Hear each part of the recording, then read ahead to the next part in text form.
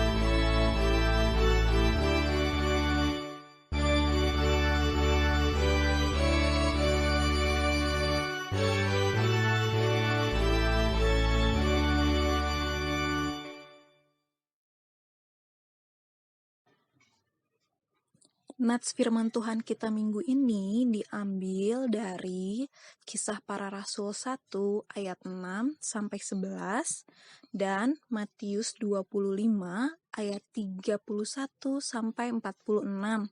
Lalu Yohanes 14 ayat 1 sampai 14 dengan judul Kenaikan dan Kedatangan Yesus kedua kali. Adik-adik boleh baca semua natsnya di rumah ya. Adik-adik, banyak hal yang sudah Tuhan Yesus lakukan untuk kita. Dia lahir ke dunia untuk menjadi juru selamat. Semasa hidup di dunia, yang Tuhan Yesus lakukan hanya melayani. Sampai Tuhan Yesus disalib menggantikan kita, adik-adik dan kakak yang berdosa. Itu semua Dia lakukan karena begitu besar kasih Tuhan kepada kita. Lalu Tuhan Yesus bangkit, menunjukkan kuasanya dengan mengalahkan maut. Itu pun semua dilakukan Tuhan Yesus untuk kita, adik-adik dan kakak. Dan setelah 40 hari dari kebangkitan Tuhan Yesus, Yesus menampakkan diri kepada murid-muridnya. Dari waktu ke waktu, Dia berbicara kepada mereka mengenai kerajaan Allah. Setelah itu, Tuhan Yesus naik ke surga. Adik-adik, sekarang kita mau nonton video. Perhatikan videonya ya.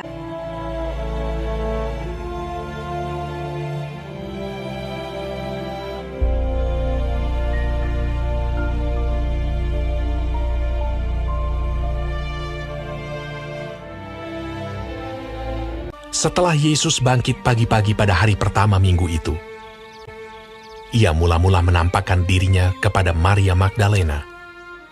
Daripadanya, Yesus pernah mengusir 7 setan. Sesudah itu, Ia menampakkan diri dalam rupa yang lain kepada 2 orang dari mereka ketika keduanya dalam perjalanan keluar kota.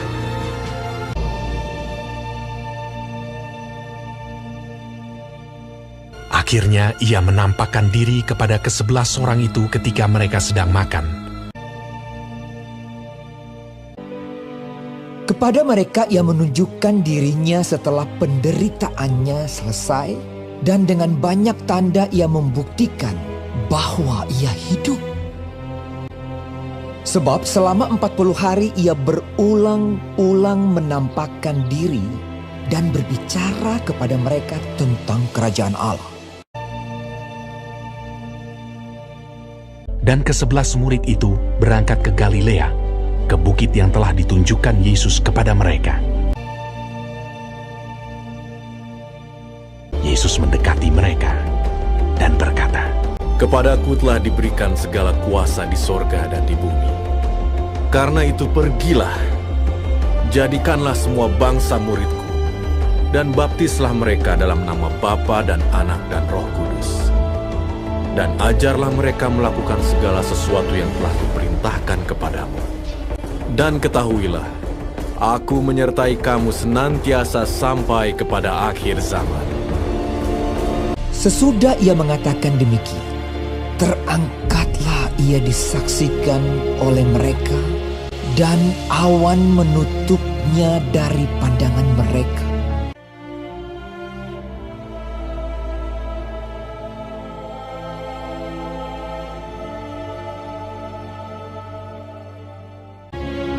Ketika mereka sedang menatap ke langit, waktu ia naik itu, tiba-tiba berdirilah 2 orang yang berpakaian putih dekat mereka dan berkata kepada mereka, Hai orang-orang Galilea, mengapakah kamu berdiri melihat ke langit?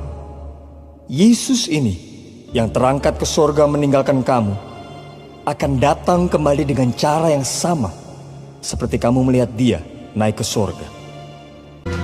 Mereka pun pergilah memberitakan Injil ke segala penjuru, dan Tuhan turut bekerja dan meneguhkan firman itu dengan tanda-tanda yang menyertainya.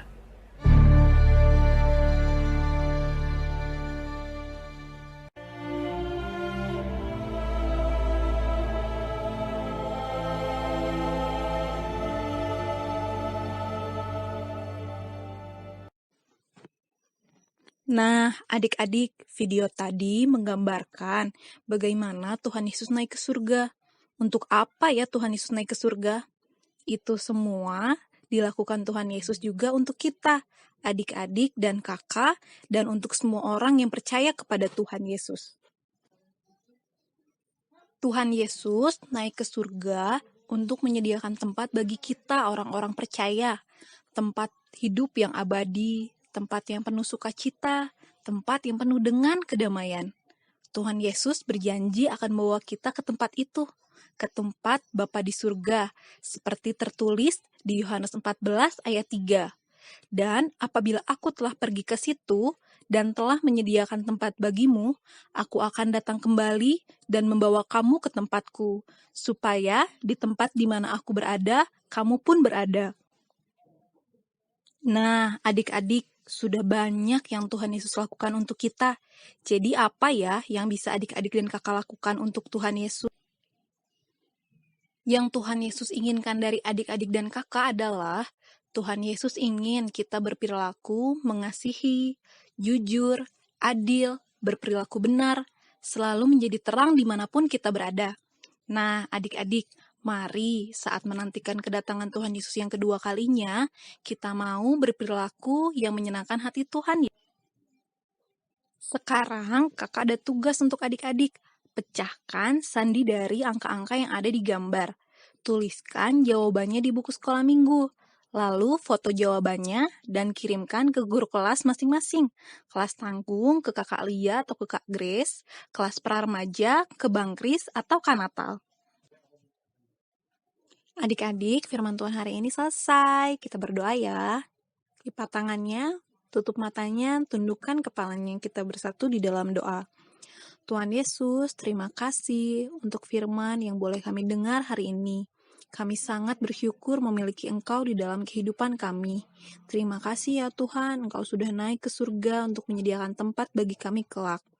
Ajar kami untuk selalu berperilaku benar di dalam kehidupan kami. Terima kasih ya Tuhan, ampuni dosa dan pelanggaran yang kami perbuat. Dalam nama Tuhan Yesus Kristus, kami telah berdoa dan mengucap syukur. Amin.